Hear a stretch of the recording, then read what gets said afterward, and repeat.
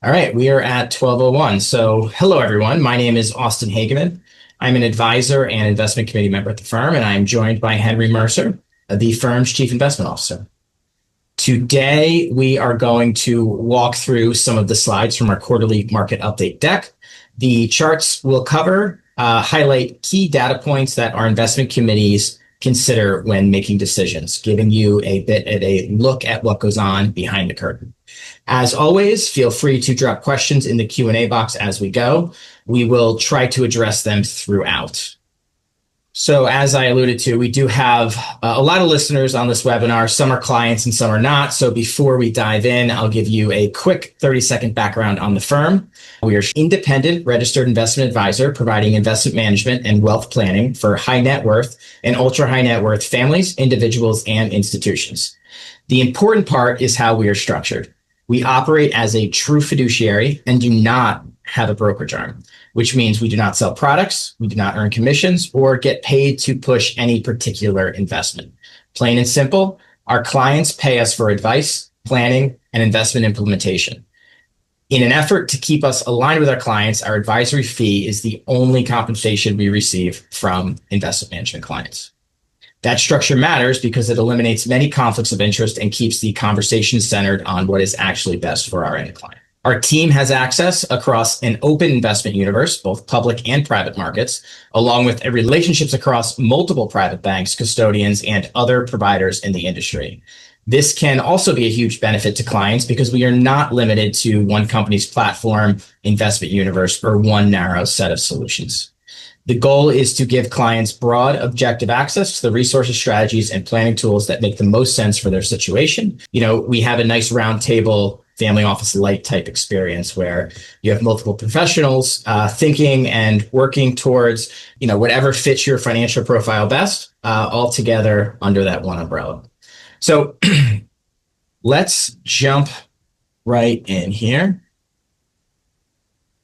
So SpaceX, there's a bunch of upcoming major IPOs that are expected, ranging from Anthropic to OpenAI and Databricks, just to name a few. There are plenty more. It's hard to think of a company that could attract more attention than these when they come public.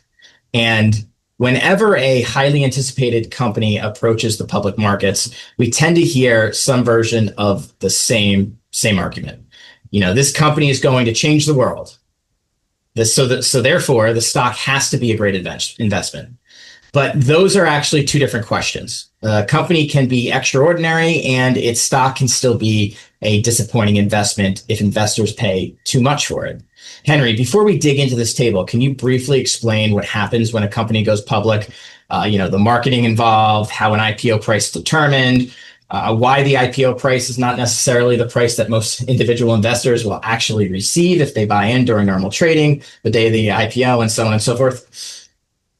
Sure, I'm happy to do that, Austin, and I'm going to try to keep this as simple as possible because it could really go on for months getting into the process. But essentially what happens is when a company like SpaceX makes the decision to go public, they hire an underwriter or a lead underwriter, lead managers that run the offering.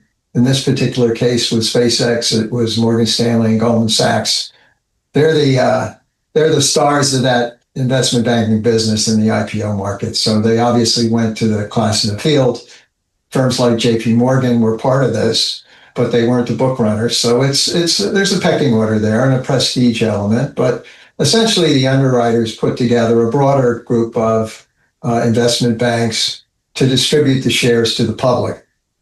And what happens is a registration statement is filed with the SEC notifying the public of the offering. That contains a prospectus which gives a broad description of the business, risk disclosures, and the like. And during that process, the investment bankers and the companies debate over where they want to price the offering. And they set up an initial offering range, which is often disclosed in the registration statement. But deals such as SpaceX, which are in huge demand from the public, that initial filing range tends to be increased over time. And that certainly was the case with SpaceX due to the notoriety of it. And just the sheer attention focused on this offering. I mean, it is probably that was the main event of the second quarter outside of the war in Iran. But that's basically the process.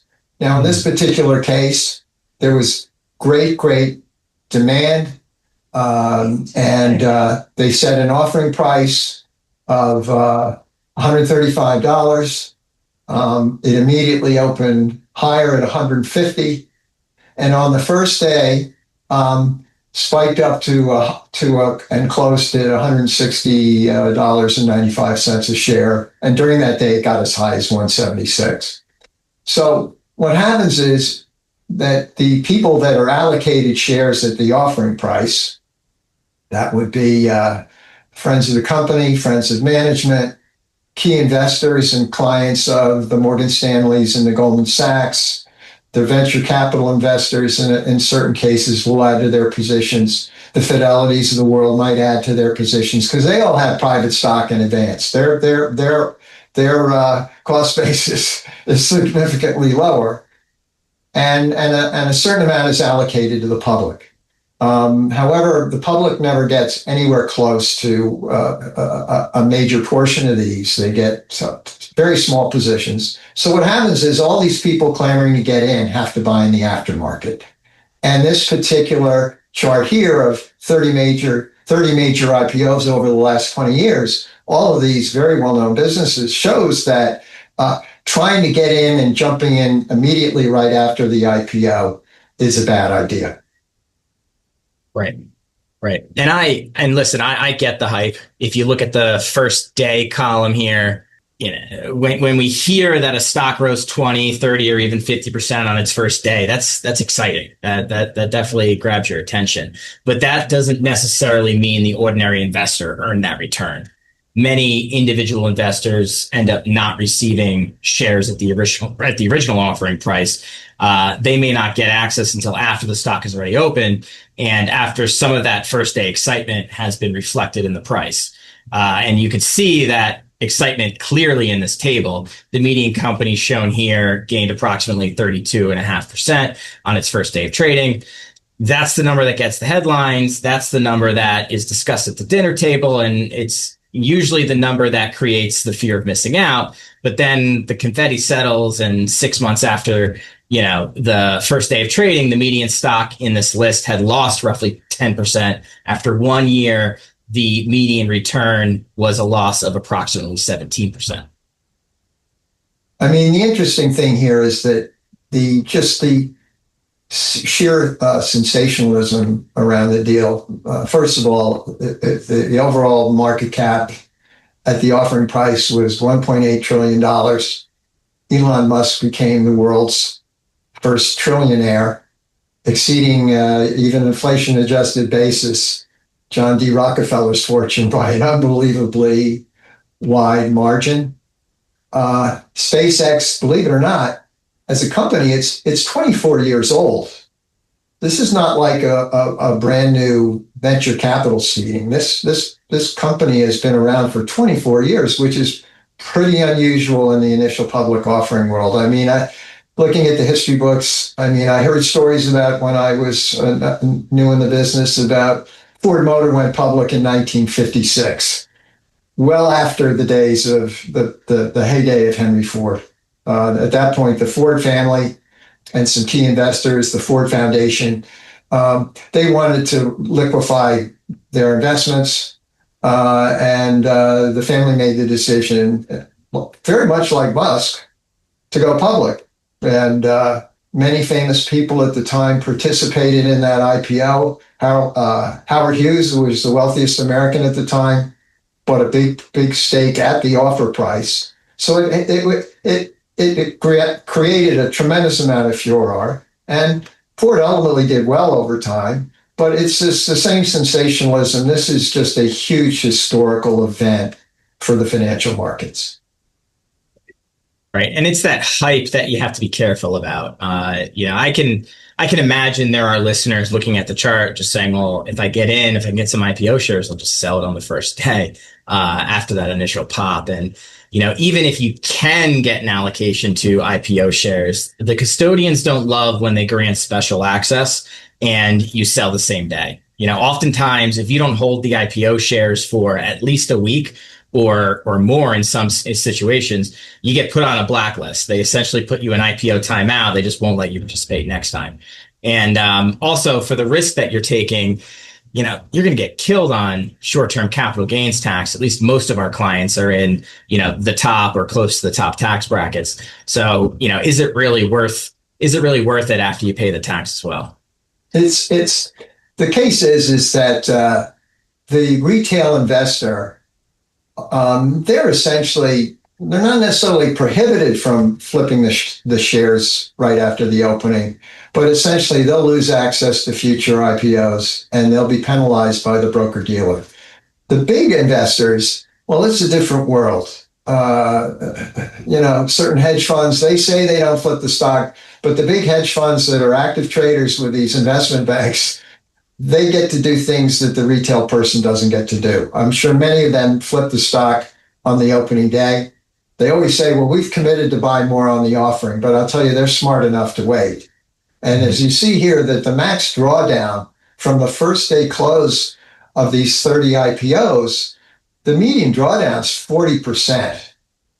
And SpaceX is following the pattern.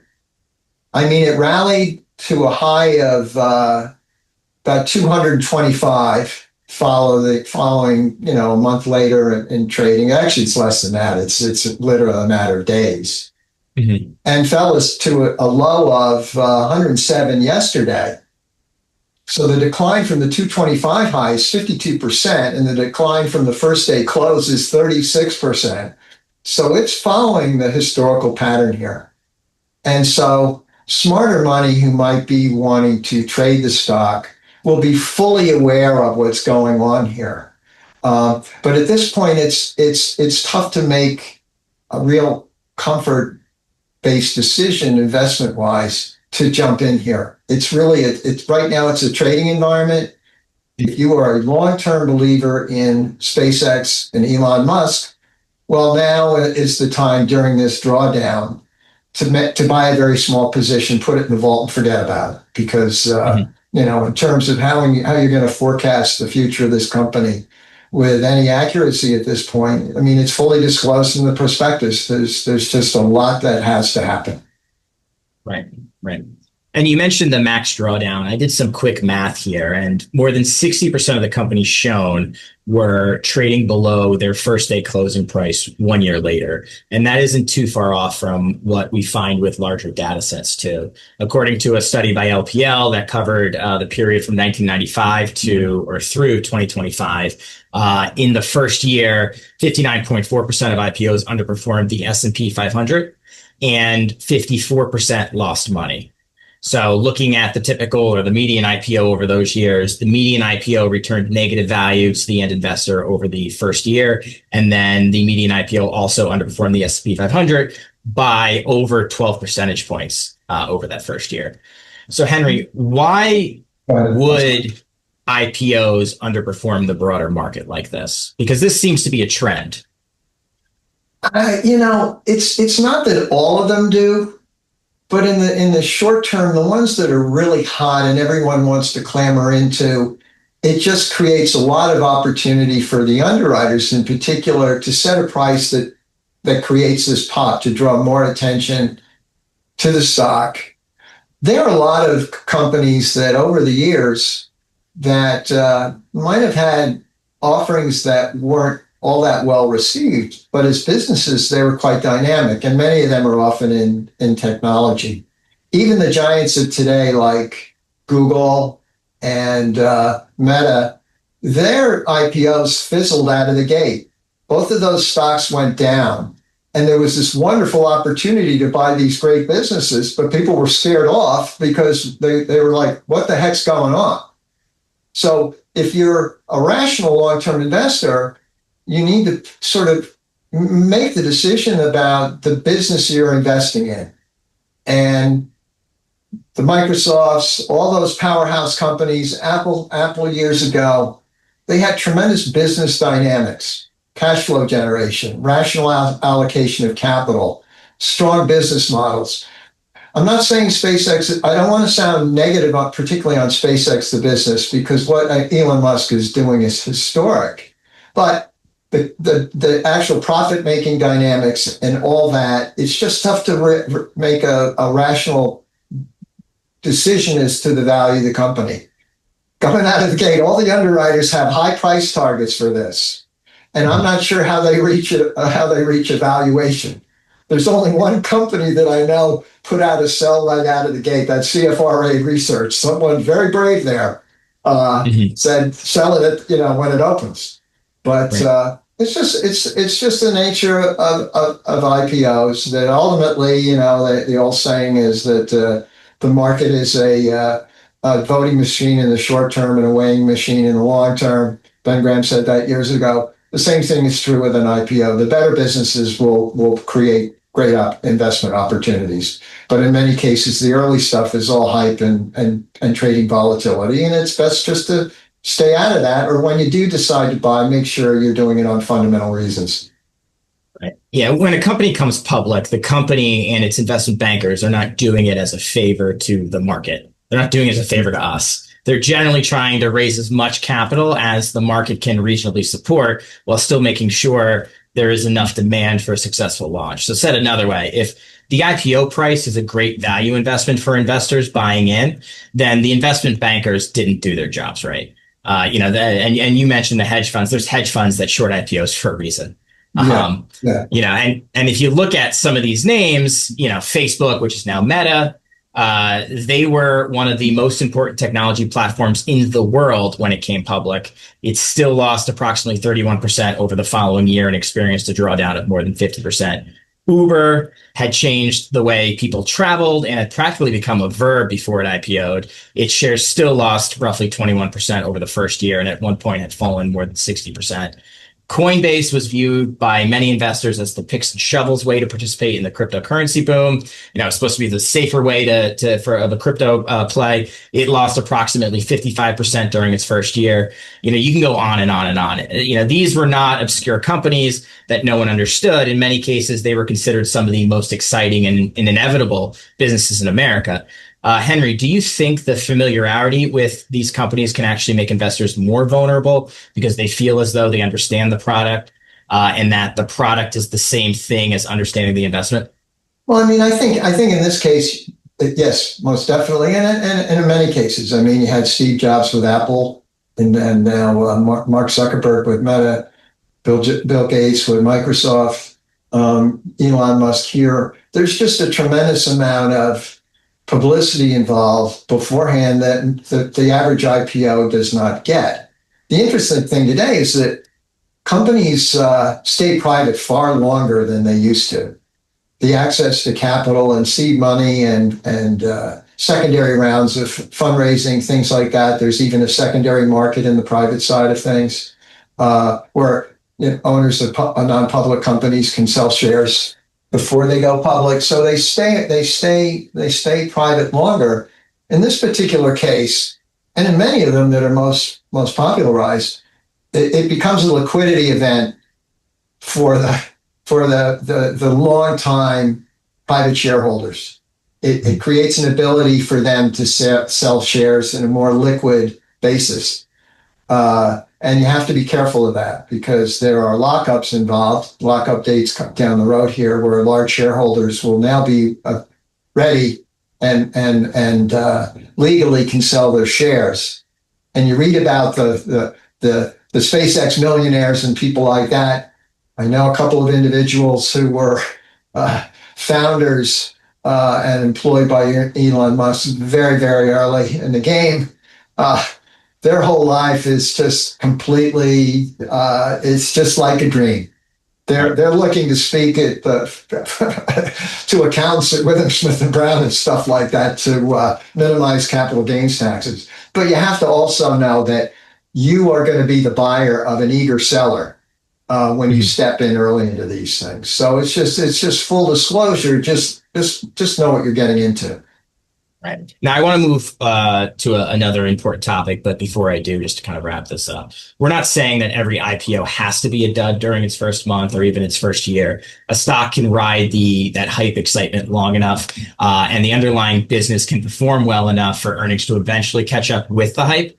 But investing is not about never being wrong. It's about understanding how the world works, accepting that we will sometimes be wrong, and investing in a way that more consistently puts the probabilities in our favor and not against us. And when you look at the IPO market, historically, it doesn't seem like the probabilities are in the investors' favor, the public investors' favor, and there's intuitive rationale for that. So Austin, real quickly, that's the short term. If you bought very small toehold positions in companies like Microsoft, Meta, Alphabet, Apple, I have clients that have held on to those shares since they did that following, 6 months after these offerings, and it's worth a fortune. So don't let short-term caution prevent you from perhaps participating in something that's going to be a huge winner long-term. Mm-hmm.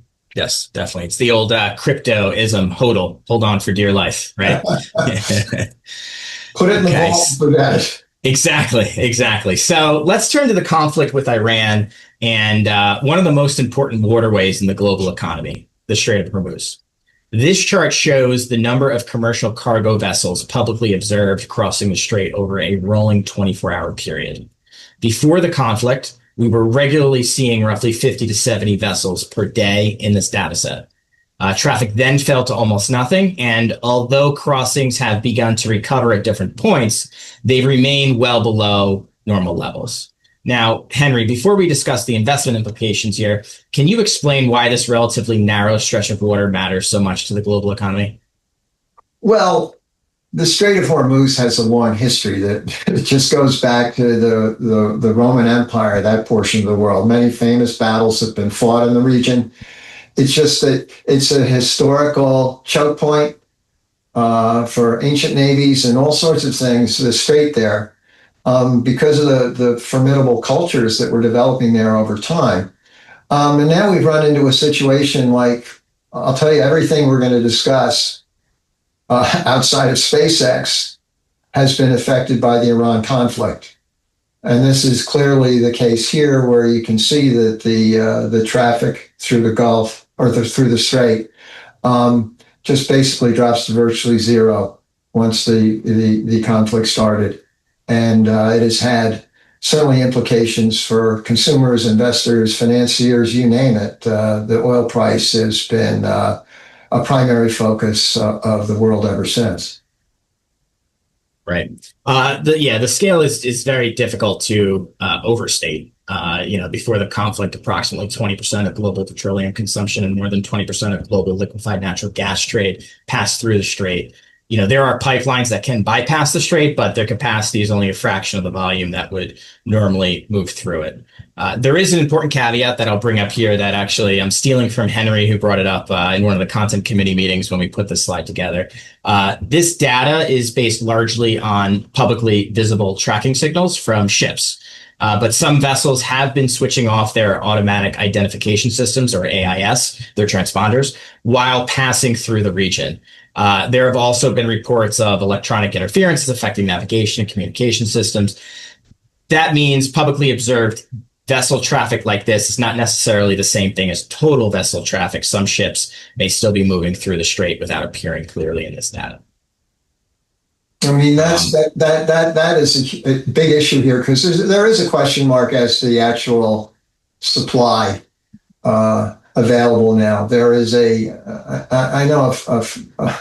I have a pretty big knowledge of shipping, and there is a vast black market in tankers that is transporting oil right now. Some of it leaking out from Iraq, some of it from Russia, and certain parts of Asia. China is making heavy use of that. So the question of supply is the questions around that is also causing volatility in the price of oil itself. Right. And this chart still tells us something very important about behavior. Ship owners, insurers, commodity traders are treating this as a genuinely dangerous environment. cargo vessels, they don't need to be, physically destroyed for the conflict to have an economic cost. If insurers increase premiums, if crews require additional compensation, if ships wait offshore, if companies reroute cargo, or if vessels simply refuse to enter the area, those are costs. The cost of moving energy and goods ends up rising, and those additional costs can filter through to businesses and consumers and create a drag on economic growth. And the real cost is, as you just mentioned, Austin, it is in insurance. Maritime insurance rates have spiked up. They're always high in that part of the world, but right now that is probably a key factor prohibiting ships traveling through the Strait. They can't find insurance. And rates are normally high, as I said, for that part of the world. There's a history of piracy and all sorts of things. There's piracy today that we read about, ships being taken over by hostages, and they made a movie about it with Tom Hanks. Yes. So it is a very volatile situation there, just in terms of shipping, and a lot of it has to do with finance and the price of oil it's bouncing all over the place. But in certain ways, you'd almost think the price might have gotten higher than it has. It seems to bounce around on whatever's happening or not happening militarily on any given day. Right. Yeah, and that brings us to the investment perspective side of things. From an investment perspective, the analogy I would use is that this currently looks more like a kink in a very important garden hose than the entire plumbing system exploding. The flow has been disrupted, pressure is building. The longer the kink remains, the more economic damage it can cause. But we broadly understand the possible solutions here. The conflict could de-escalate diplomatically. Shipping could receive stronger security assurances. Alternative pipelines and routes could absorb part of the flow. Producers outside the region could increase supply, or governments could release strategic reserves to bridge a temporary shortage. Some of those solutions are easier and less costly than others.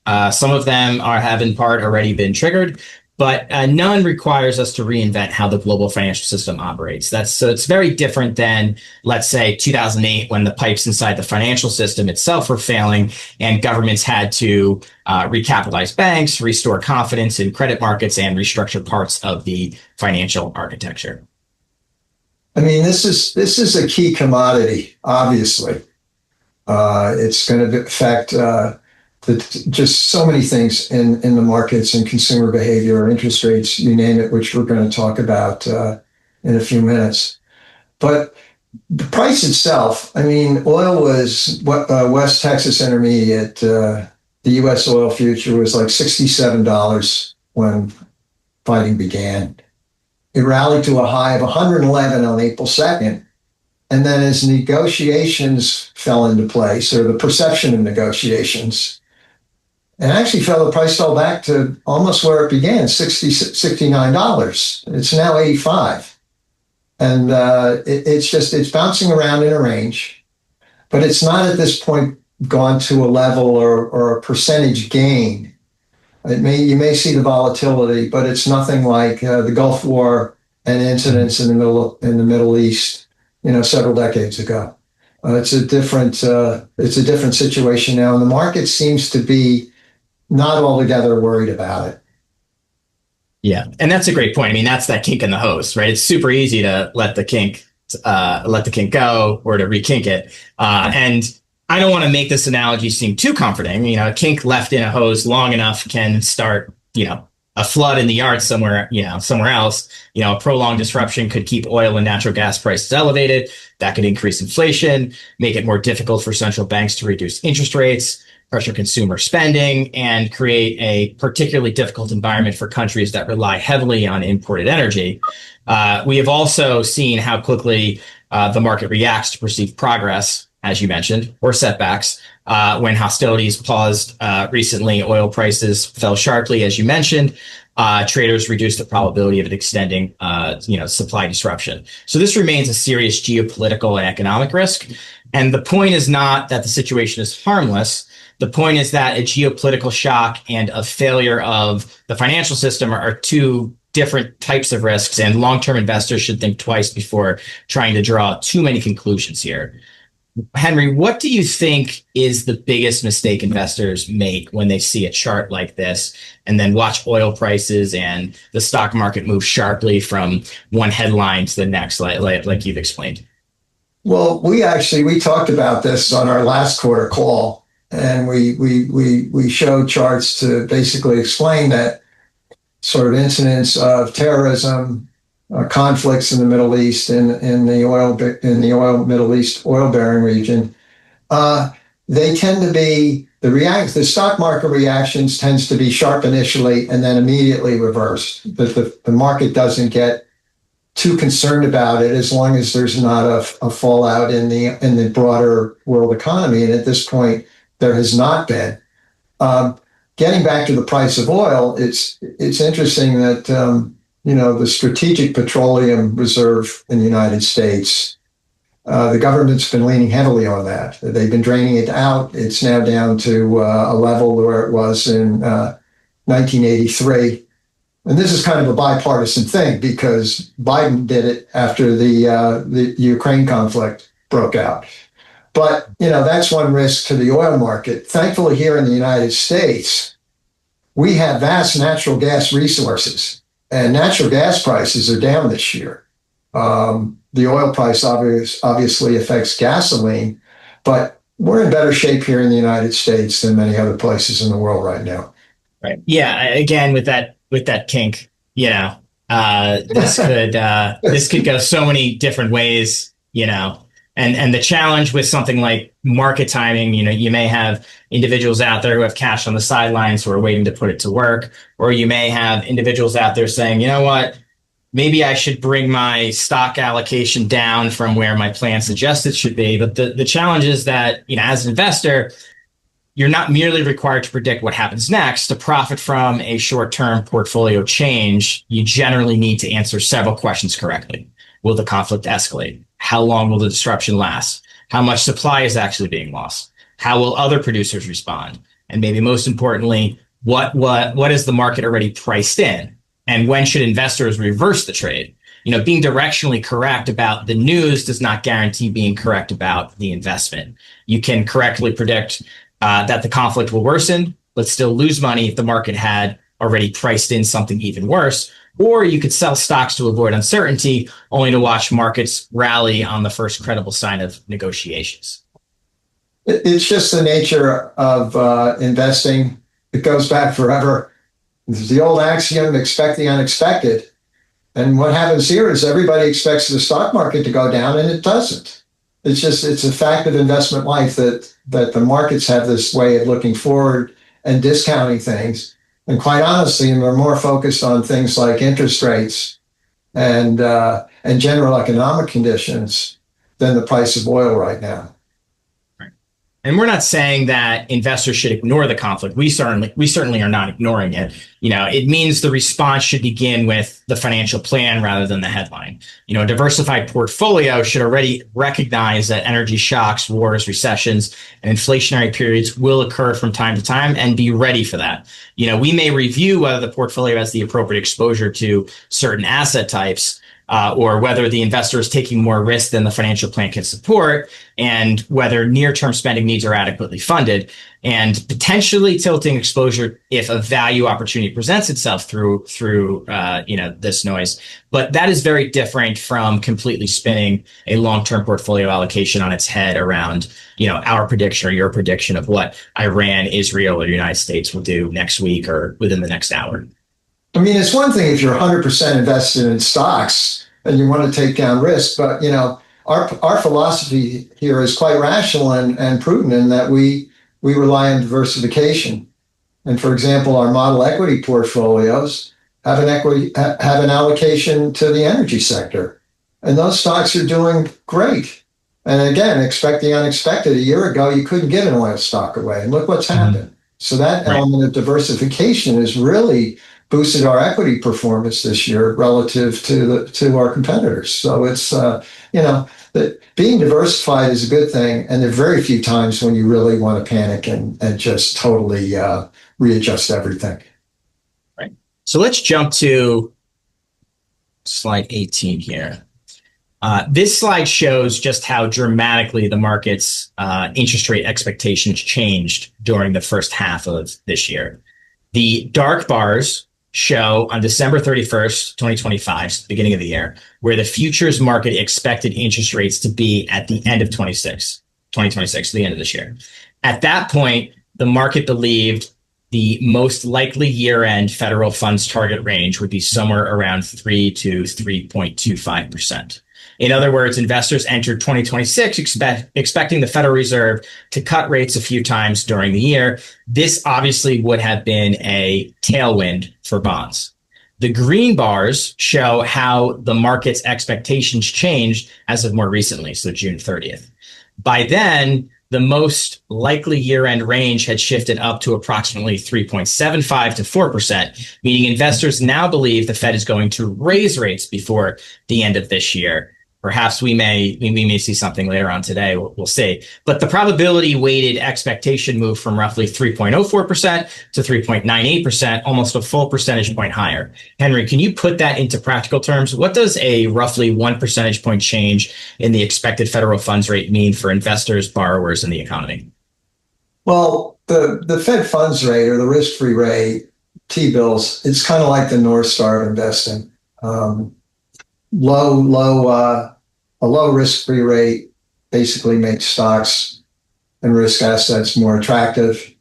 If that risk-free rate rises, it just makes competitive investments, less risky investments more attractive because you can earn a higher rate of return. So the market is very sensitive to what the Fed does with interest rates.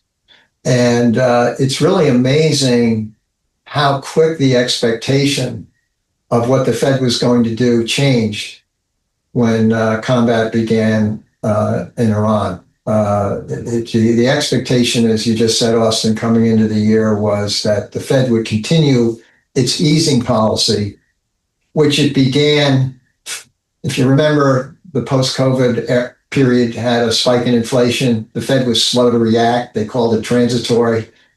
So then they really ratcheted up rates, hurt the bond market in 2022. And rates have begun to fall when Chair Powell put in an easing policy to reverse those hikes.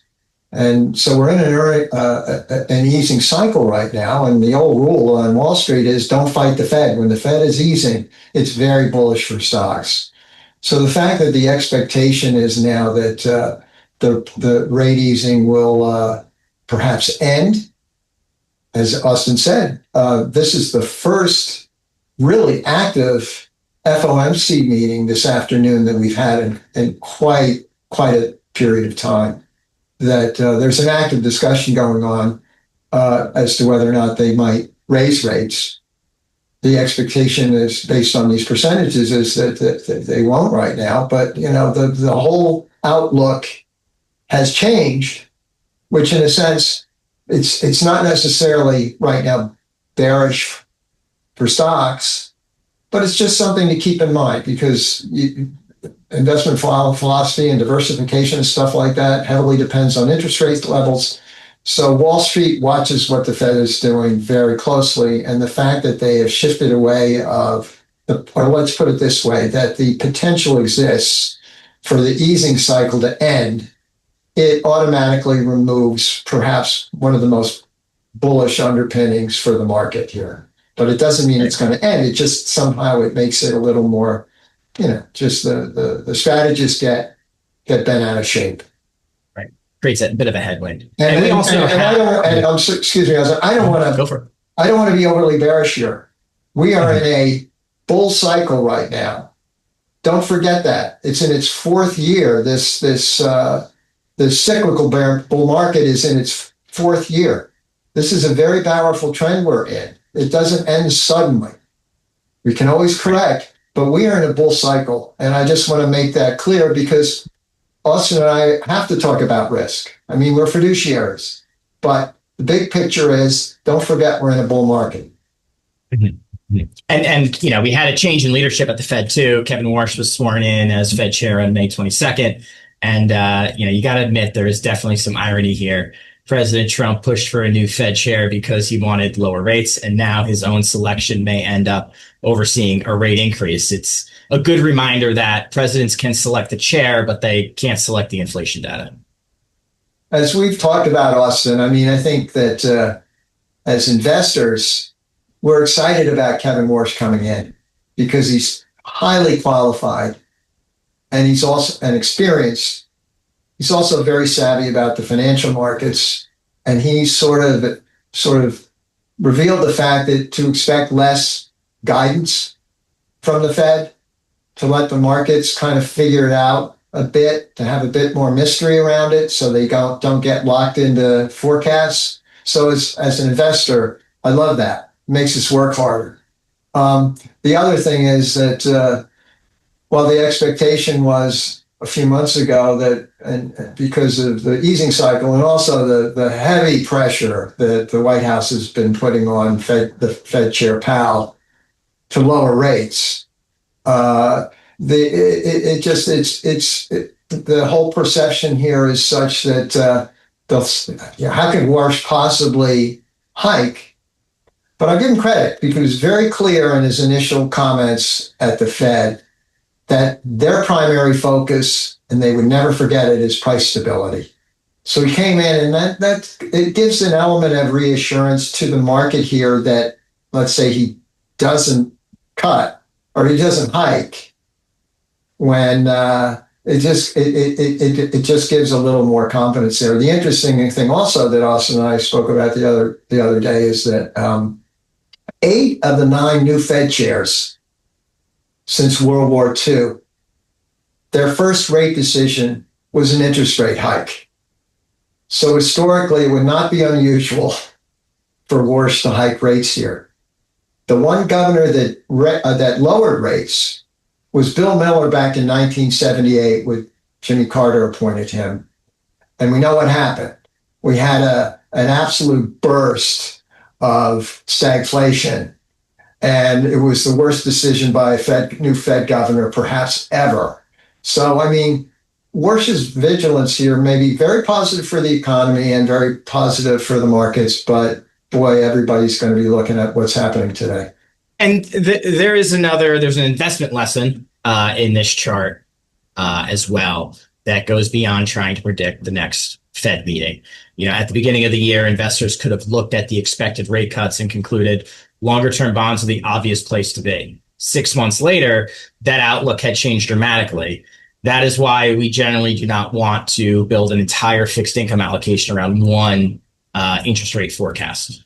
We can diversify across the yield curve, holding some shorter maturity bonds that are less sensitive to changing rate expectations, some intermediate term bonds that offer a balance between income and interest rate sensitivity, and where appropriate, longer term bonds that may provide stronger protection during a traditional recession or deflationary shock. Henry, is it fair to say that the yield curve diversification is really an intelligent admission that we cannot consistently know which economic risk will arrive next?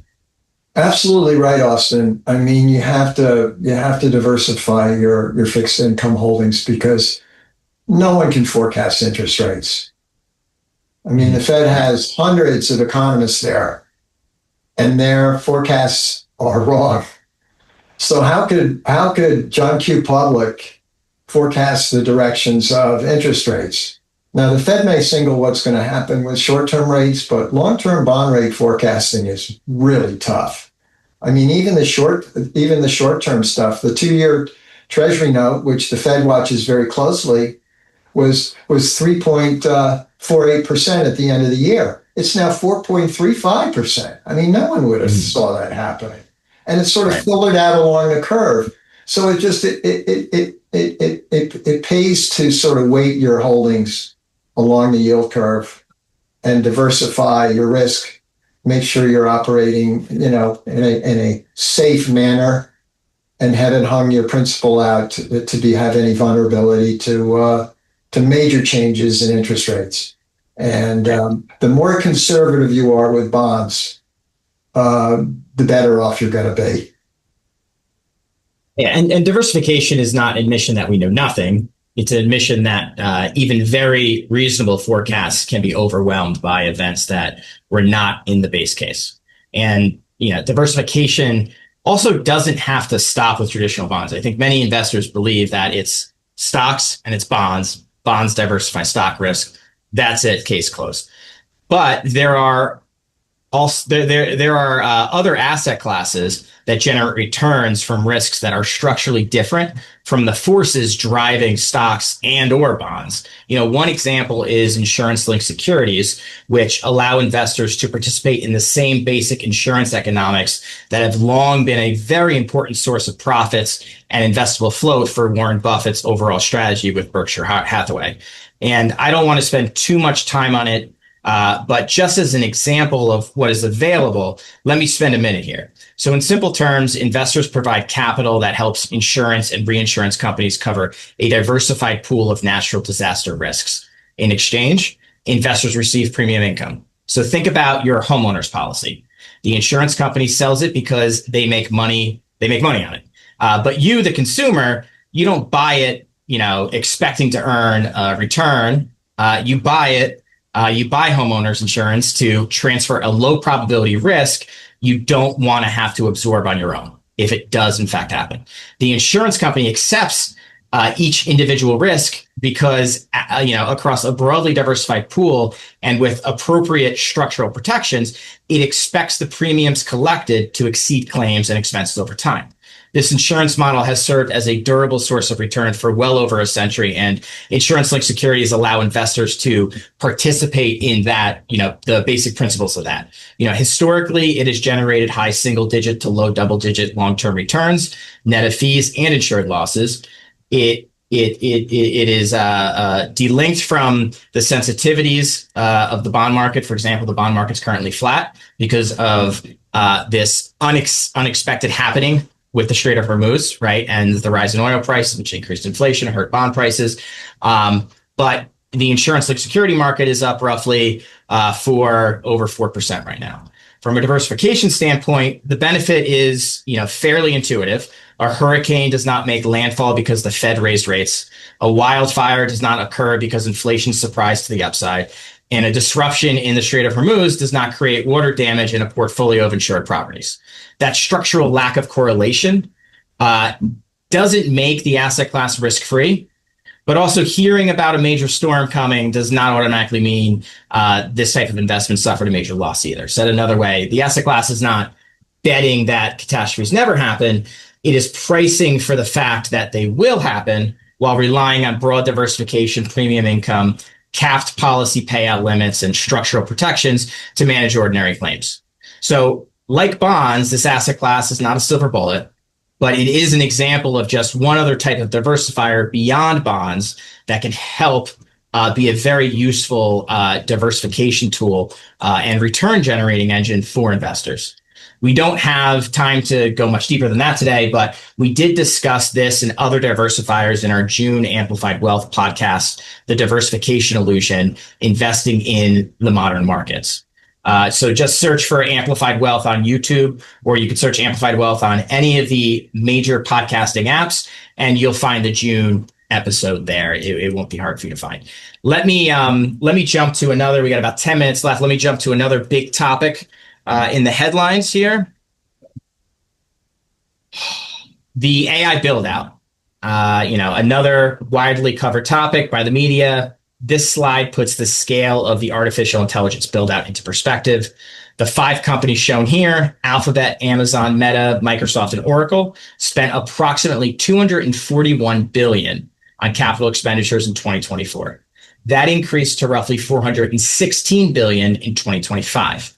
And current forecasts have that number rising to approximately $758 billion in 2026, with spending potentially approaching $1 trillion by 2028.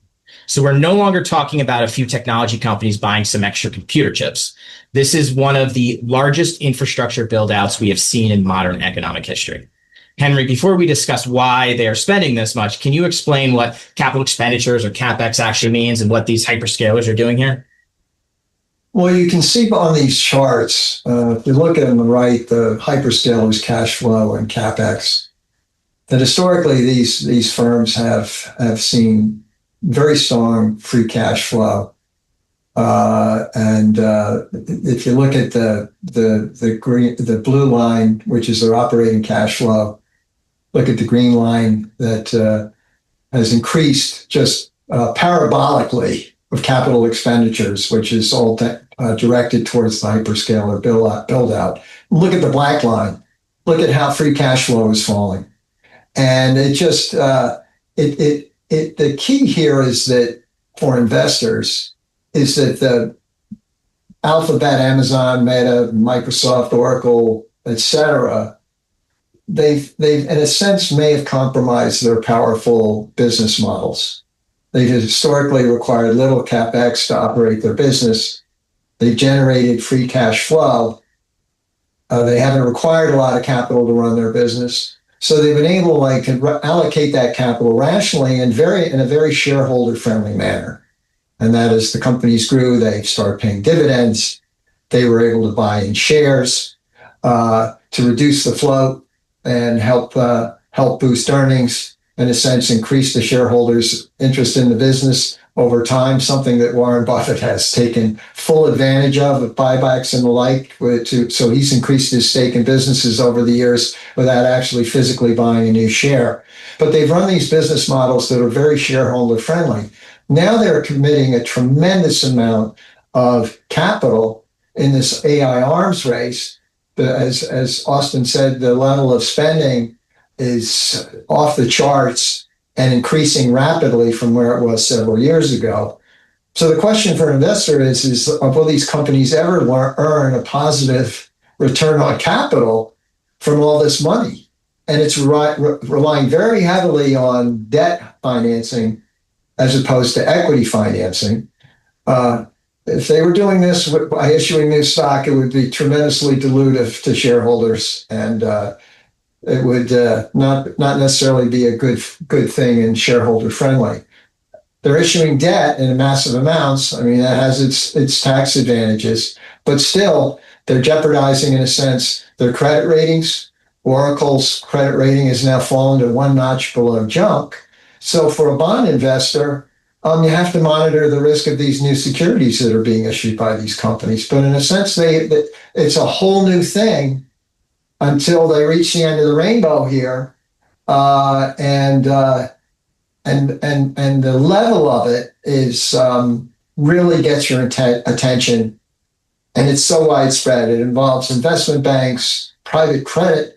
There's so many things at play here that really have, from an investment fiduciary standpoint, we have to monitor very closely. Yeah. So, historically, these companies have not required a large amount of capital expenditures relative to how much cash they were generating. They've been asset light businesses, right? You release the software, you get subscribers, you get money coming in. You don't need to keep investing in capital expenditures to a heavy extent. And AI is changing that model. The hyperscalers are becoming much more capital intensive. They're beginning to look a little less like pure software companies and a little more like utilities, telecommunication companies, or industrial businesses that must continually build expensive infrastructure. Henry, why would companies with enormous cash generating businesses like this choose to borrow money rather than simply slow down the spending? Well, unfortunately, from a competitive standpoint, they believe they can't slow it down. And they feel like because of their financial strength and the like, and the free cash flow generation they've had historically, they have the ability to borrow money easily. And there are certain tax advantages to that in terms of how it affects earnings and profits, the things you can do with debt. But it's just this, we have to be very careful of the level of what's going on here. Investment banks are feeding the animal. I mean, this is how they did it with mortgage debt way back when. It's just they lose their focus, and it's very, very, you're well compensated, the investment bankers. I mean, they're generating in this year record profits from their investment banking and underwriting operations. So it's just this, it's going on. It's something that as an investor, you need to be aware of. It doesn't necessarily, we don't know how it's going to affect the performance of the stocks going forward. But it is a major change in these companies' business model because they were all focused around one key business that they had a moat around that was untouchable basically from competition. Now they're all chasing the same thing. So they have no moat in this area at all. And as I say, as an investor, you have to be careful. It is a big part of investment history. It's happened with railroads, things like that over the years. It's just something that, the environment has changed and people need to recognize. Right. And these companies aren't masochists, right? All, headed and rallying for doom and destruction of their companies. The forecasts that you'll see on the right of this chart, assumes that free cash flow begins to recover in 2027, 2028. This is based on two favorable assumptions happening together. First, operating cash flow right there is expected to continue rising as cloud and AI related revenue grow. Second, the capital expenditure is expected to decline here somewhat as a percentage of sales after this intense initial construction period. So in other words, the market is assuming the companies are doing a large amount of building up front and that the revenue generated by those investments begins catching up later. Now, the question is, how confident can you be in these projections, right? And only time will tell. But let's jump to quickly, because we don't have too much time left, what they're looking at. So the prior slide showed how much money is being spent to build AI infrastructure.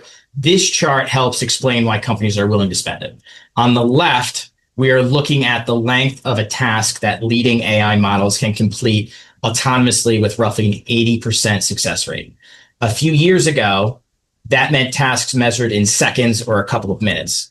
More recently, models are moving into tasks that may take a skilled human an hour or longer, and some estimates suggest the frontier is advancing very quickly. That does not mean AI can independently perform every hour-long job correctly. These are controlled evaluations, and real businesses are messier than a test environment, but the direction matters, and look how dramatic these models are improving. AI is progressing from helping us finish a sentence in a few short years, help us finish sentences a few short years ago, towards now potentially completing larger portions of an actual workflow. And if I could just share the second slide, and again, sorry to rush through this, but we are getting short on time here.